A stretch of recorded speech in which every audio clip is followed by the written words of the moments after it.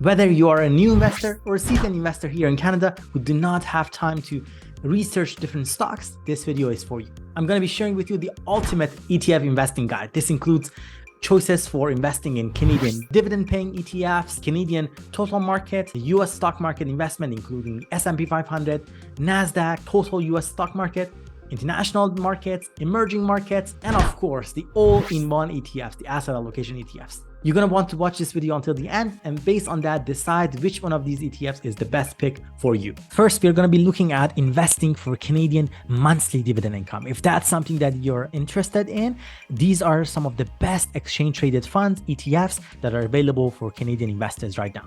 On top of our list, we have XEI or iShares, S&P, Toronto Stock Exchange Composite High Dividend Index ETF, currently showing a yield of 5.3%, paying its dividend distributions as mentioned on a monthly basis, with a management expense ratio MER fee of 0.22%. XER has 75 different holdings, with its top sector exposure to financials at 30%, energy at 30%, and utilities at 18%. Next, we have ZEB, BMO Equal Weight Banks Index ETF.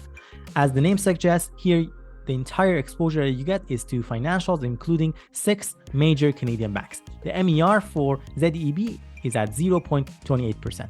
It currently has a yield of 5.1%. Next on our list, we have XDV or iShares Canadian Select Dividend Index ETF. With a dividend yield of 5% annually, XDV has a management expense ratio of 0.55%.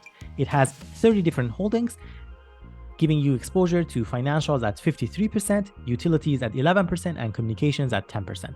Next on our list is one of the popular ETFs on Blossom, which is no other than Vanguard FTSE Canadian High Dividend Yield Index ETF with ticker symbol VDY.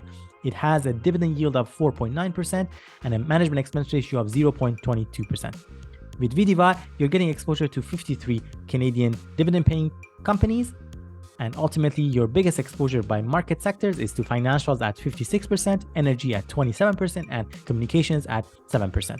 XDIV is next on our list, which is iShares Core MSCI Canadian Quality Dividend Index ETF.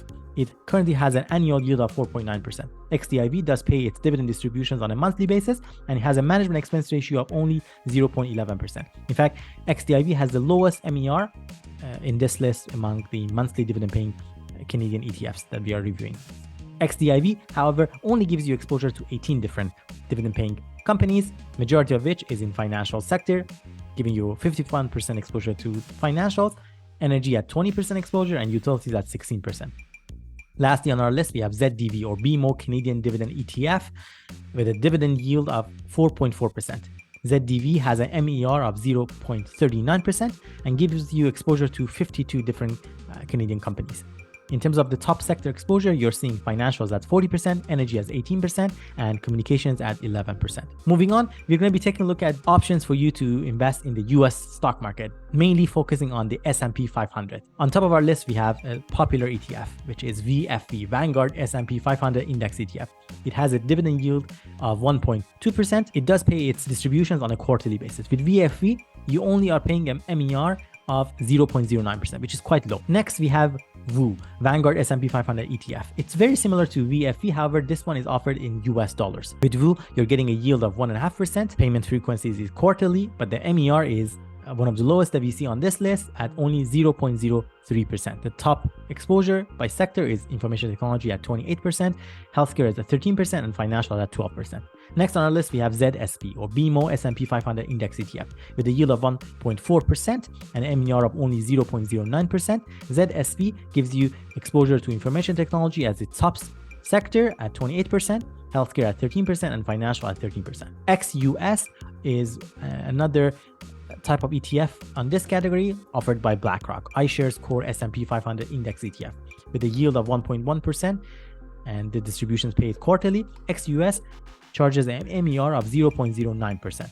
With XUS, you're only having one major holding as part of its underlying, which is IVV, which is another product offered by BlackRock in US dollars. Next, we have IVV that we pointed out is offered in US dollars. It's iShares Core S&P 500 ETF with a yield of 1.5% and payment frequencies paid on a quarterly basis. It has a low MER of only 0.03%. Lastly, we have Horizon S&P 500 Index ETF with ticker symbol HXS with a yield of 1.5% and an MER of only 0.11%. Top sector exposure for HXS is at information technology at 28%, healthcare at 13%, and financials at 12%. Moving on, we're going to be taking a look at the ETFs that gives you exposure to the NASDAQ. On top of our list, we have QQQ, Invesco NASDAQ 100, with a yield of only 0.6% and a payment frequency of quarterly. QQQ charges a MER of 0.20%.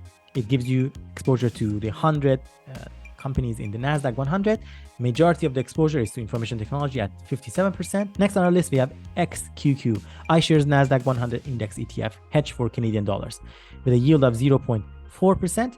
The payment frequency for XQQ are paid on a semi-annual basis. XQQ has an MER of 0.39%. Next on our list, we have HXQ, Horizons NASDAQ 100 Index ETF. With HXQ, it doesn't appear to be paying much of a dividend distributions or yield, mostly focused on the growth. It has an MER of 0.28%.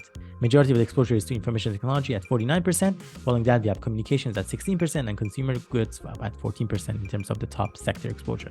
Lastly, on our list, we have ZQQ, BMO NASDAQ 100 Equity hedged to Canadian dollars Index ETF with a yield of 0.3% and payment frequency only on annual basis. ZQQ has an MER of 0.39%. Moving on, we are looking at the ETFs that gives you exposure to the US stock market. However, here, the exposure is to the total stock market, not just S&P 500, Dow Jones, or NASDAQ. On top of our list, we have XUU, or iShares Core S&P US Total Market Index ETF, which gives you exposure indirectly to over 2,800 companies. With an MER of only 0.07%, XUU does pay dividend distributions of 1% annually, though these distributions are paid gradually over time on a quarterly basis. Next on our list, we have ITOT, or iShares Core S&P Total US Stock Market ETF. It's offered in US dollars. It has a yield of 1.5%, and payment frequency for that is on a quarterly basis. ITOT has an MER of only 0.03% and gives you exposure to roughly 2,800 different companies across the US. Next on our list, we have VUN, or Vanguard US Total Market Index ETF. With an annual yield of 1.2%, VUN does pay its dividend distributions on a quarterly basis. VUN has an MER of 0.17% and gives you exposure to roughly 3,800 different US companies. And lastly on our list, we have Vanguard Total Stock Market ETF, ticker symbol VTI, has approximately 3,800 different holdings. VTI charges an MER of only 0.03% and the dividend distribution yield for it is at 1.5%. Moving on, we are looking at the options for investing in Canadian stock market for total stock market return, not just purely dividend paying ones. On top of our list, we have XIC, or iShares Core S&P Toronto Stock Exchange Capped Composite Index ETF. With a dividend distribution yield of 3.4%, XIC has an MER of only 0.06%, which is quite low. It does pay its dividend distributions on a quarterly basis. With XIC, you are getting exposure to approximately 228 different Canadian companies. Majority of your exposure is to financial sector at 31%. Following that, we have energy at 18% and industrials at 13%. ZCN is the other option, BMO S&P Toronto Stock Exchange Capped Composite Index ETF. With the dividend yield of 3.3% paid on a quarterly basis, ZCN has an MER of 0.06%. Through ZCN, you're getting exposure to 232 different Canadian businesses. Majority of your exposure is to financials at 31%, energy at 17%, and industrials at 14%. VCE is our next pick, Vanguard FTSE Canada Index ETF. With a dividend yield of 3.4% paid on a quarterly basis, VCE charges a similar MER of only 0.06%. Through VCE, you're getting exposure mainly to the large companies in Canada at 51 companies. Majority of your exposure is to financials at 40%, energy at 17%, and basic materials at 9%. HXT is the next pick for us, Horizon S&P Toronto Stock Exchange 60 Index ETF. As the name suggests, here you're getting exposure to approximately 60 major companies in Canada. It does pay a dividend distributions of 3.4% annually. The HXT pays these annual distributions on a quarterly basis. With HXC, you're paying an MER of 0.08%. Majority of exposure is to financials at 33%. Following that, you have energy at 18% and industrials at 13%. And lastly, here we have XIU, iShares S&P Toronto Stock Exchange 60 Index ETF, quite similar to that of HXT, with a dividend yield of 3.3%. paid on a quarterly basis. XIU charges an MER of 0.18%. Majority of exposure is to financial sector. Following that, you have energy and industrials. Moving on, we're going to take a look at options for you to invest in the international markets, the developed markets. On top of our list, we have XEF or iShares Core MSCI East and Far East IMI Index ETF with a dividend yield of 3.7%. XEF does pay its distributions on a semi-annual basis. With an MER of 0.22%, XEF gives you exposure to roughly 2,600 different international developed market businesses. Majority of exposure here is to financials, following that we have industrials and healthcare. VIU is our next pick. Vanguard FTSE developed all cap excluding North America Index ETF. A yield of 2.8%, VIU gives you exposure to approximately 3,900 different companies. VIU charges an MER of 0.23%, and majority of exposure is to industrials, following that we have financials and then consumer discretionary sectors. TPE is another ETF offered by TD Bank, TD International Equity Index ETF. It has a dividend yield of 3.1% and distributions are paid on a quarterly basis. With TPE, your MER is at 0.19%. Through TPE, you're getting exposure to 989 different international companies. And lastly, we have ZDI, BMO International Dividend ETF, with a yield of 4.4%. As the name suggests here, the focus is a lot more on dividend-paying international businesses. As a result, you're not getting a very broad exposure to international markets, and instead only about 101 different holdings. With MER is being higher at 0.44%, ZDI provides exposure mainly to financial sector at 20%, healthcare at 14%, and industrials at 11% as their top 3 sector exposures. Moving on, we are looking at options for you to get exposure to emerging markets. On top of our list, we have XEC, iShares Core MSCI Emerging Markets IMI Index ETF. With a yield of only 0.90% paid on a semi-annual basis, XEC charges an MER of 0.28%. XEC gives you exposure to approximately 3,100 different emerging market companies. Next on our list, we have a product by Vanguard, Vanguard FTSE Emerging Markets All Cap Index ETF, with ticker symbol VEE. It has a yield of 2.9% paid on a quarterly basis and an MER of 0.25%. Through V, you're getting exposure to 5,747 different companies. Majority of exposure is to technology sector at 23%, financials at 21%, and consumer discretionary at 14%. Next, we have a product from Horizons, HXEM, Horizons Emerging Markets Equity Index ETF. Through HXEM, you're not getting much actually yield or payment frequencies because in fact it uses a swap on an emerging market index as a way to generate its return, and it's not really holding any underlying stocks, but it nonetheless provides you exposure to the emerging markets. And lastly, our pick here is ZEM, BMO MSCI Emerging Markets Index ETF, with a yield of 2.8% paid annually. ZEM charges an MER of 0.28% and giving you exposure to approximately 800 different holdings. Now, one of the reasons I shared all these different types of ETFs with you here is that ideally in your portfolio, you want to be more globally diversified. You want to not just have exposure to, for example, Canadian businesses or US. It makes sense for you to have a kind of a more globally diversified exposure to US market, Canadian market, emerging markets, as well as international markets. These are the amazing choices for you to pick from. But if you didn't want to actually have a ton of different holdings in your portfolio, like pick and choose multiple ETFs, there are even easier solutions for you out there.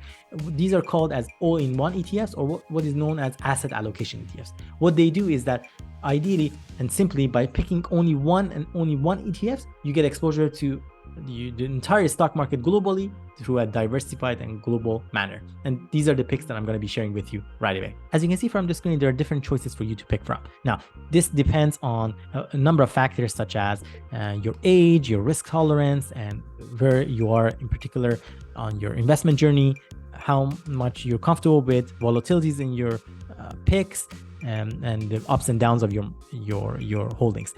If you're younger and also comfortable with taking higher risks and comfortable as well with higher volatility for a chance of potentially higher rewards, then the first bullet is one you might be look into more closely, because here you get exposure to 100% equities, in other words 100% stocks, and 0% exposure to fixed income. Fixed income are mainly considered to be like things like bonds, which have less volatility but also allow investors to that do not want to see a ton of volatility in the portfolio. These include choices like XEQT, X equity, V equity or VEQT, H equity, HEQT, and Z equity, ZEQT. These are different ETFs offered by different firms, and all of them give you 100% exposure to stocks. For me personally, almost 90% of all my holdings are in X equity. Next, we have a choice for investors who want a little bit less exposure to equities. Here we have 90% exposure to equities and 10% only to fixed incomes. The pick for you available is product and ETF offered by TD Bank with ticker symbol TGRO. Next, we have 80% exposure to stocks and only 20% exposure to fixed income. The choices for you are XGRO, VGRO, and ZGRO. Following that, we have exposure around 60% to equities and 40% to fixed income. The choices available for you are XBAL, XBAL, VBAL, HBAL, ZBAL, and TBAL. Now, if you wanted even less exposure to stocks, let's say at 40% exposure to equities and 60% to fixed income, ZCON would be a good choice. TCON is the next option here. It gives you 30% exposure to equities and 70% to fixed income. And lastly, if you wanted exposure only about 20% to stocks and 80% to fixed income, you could go with choices like XINC or VCIP. It goes without saying that if you want 100% exposure to fixed income, you could simply choose a variety of different ETFs that gives you exposure to the bond market offered by Vanguard, BlackRock, and other firms. There you have it, folks. A quick look into a variety of ETFs that would be wonderful for investors here in Canada. Like I said, whether you're a new investors here, rather than choosing stocks, you could easily pick one of these high quality ETFs or a combination of those to get a globally diversified exposure. This also applies to you if you are a seasoned investor and do not want to really pick and choose different stocks. In fact, there are a ton of body of research that shows that for many investors, just sticking to average returns from the market through these index funds would actually pay off a lot reasonably, a lot better than going and trying to really beat the market by picking stocks. And in fact, that's why a lot of the fund managers ultimately fail to beat the market. In many cases, through those experiences, they actually have poorer performance than the overall stock market. If you have any question about the topic of this video, be sure to leave me a comment down below and let me know what you think or share your question with me. As always, if you enjoyed this video, I would really appreciate it if you give this video a thumbs up and share it with someone else who you think we might be benefiting from the video, especially for those who are just getting started investing here in Canada. With that, thank you so much, and I hope to see you all next time.